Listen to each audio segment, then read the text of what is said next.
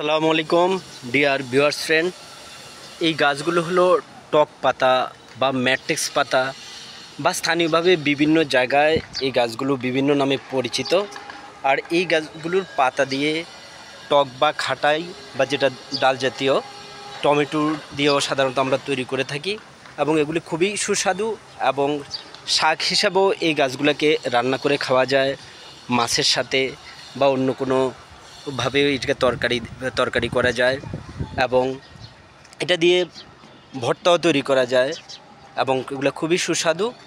এবং এই গাছগুলো দেখুন একটা বাত টবে লাগানো, তেমন পরিচর্যা না, নিয়মিত পানি দিলেই গাছগুলো সেখান থেকে ভালো হয়।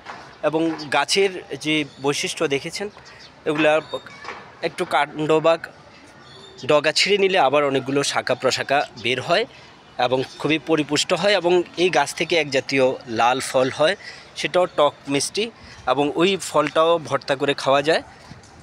এই সংক্রান্ত যদি আপনাদের কোনো প্রশ্ন থাকে আপনারা কমেন্টস করে জানালে আমি ফ্রি হয়ে উত্তর দেওয়ার চেষ্টা করব। সবাই ভালো থাকবেন, বেশি বেশি করে গাছ লাগাবেন। ধন্যবাদ।